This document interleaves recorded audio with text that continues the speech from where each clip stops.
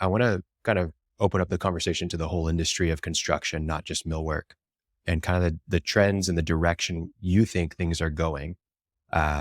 You've talked about how you were really young for your generation, or for your hmm industry, and there's a new generation coming in. But you've also talked about global talent and how that makes up a large part of your company.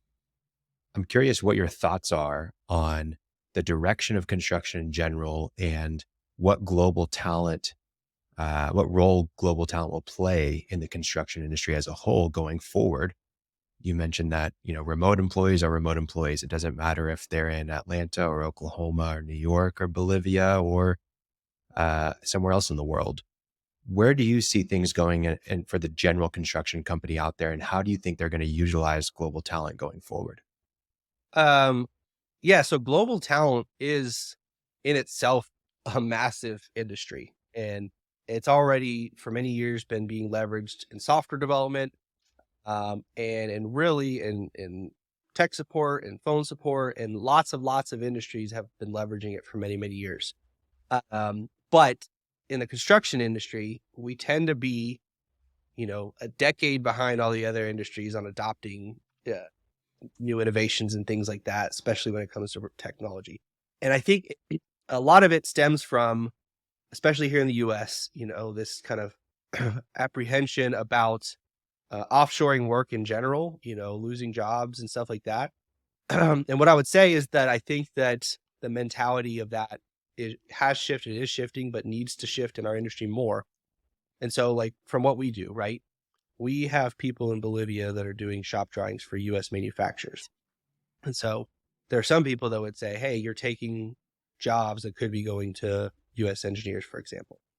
But at the same time, there is a huge shortage of that specific talent in the US. Like, there are just not enough people, young people entering this industry, specifically in these skilled types of tasks like engineering and drafting.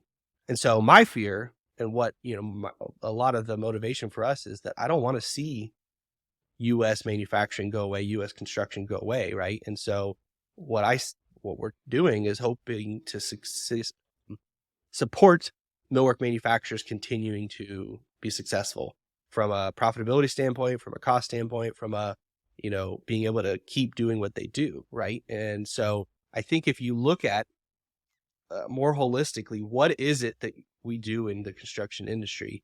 And then within that, what are the high value tasks, functions that are important that somebody locally in your office, somebody on your job site does, right? There's things that just can't be not done there. Outside of that, though, what functions can be supported elsewhere and actually maybe in a better way? Like, there are people that have the skills and talents that you need and are more cost effective, and actually, more trained in these things. And so I think if you kind of open your mind and start to think about it that way, there's creative ways to do this. I mean, virtual assistants is a thing that's been around for a long time. And so it's, how can you as a business owner in this industry creatively problem solve, like looking at all the stuff that your people do, and are there functions that you just consistently struggle to hire people to fill? And then thinking about those things, okay, if I didn't struggle to fill this role and instead I had an abundance of talent for this role, what would that mean for my business as a whole? Would I be able to grow revenue? Would I be able to take on more jobs, which in turn means hire more people just in other roles? So I think that is a big thing that I think still it's a mentality shift. And there's always, certain politics and things here in the US that drive that. But I think if people really take a step back and just look at the big picture, um, we can do a lot with it that, I'm not the only one thinking of this. And I think there's things I haven't thought of before. Outside of that, I think we do have a skills gap it's generational, that this industry, you know, hasn't figured out how to get young people in and create a career path for them. Like, I made a conscious decision to go, like, make a career out of this. Stupidly, stubbornly, maybe, but it was, hey, I see a path here. I don't know. Like, I remember early on thinking like, hey, I've got friends that went in different directions and they've got benefits. They've got all these things that I don't think are existent, but I stuck with it. And eventually, I've been better for it. And I've gotten all those things that I didn't think I could in this industry. So I think it's, if you're a business owner or you're a leader and you're saying, hey, nobody wants to work, I can't hire people. One, consciously creating a path so that it's not just stopping at that entry level role you're trying to fill today. You need a pipeline and you need to give those people a path to something more. Like, they have to be able to imagine, where am I going to be when I'm 40, 50, 60? Am I going to be able to fund retirement? And am I going to enjoy my job for 30, 40 years? And beyond that, then as a business, like, what could me approaching these types of problems differently than I've done so far open up for my business?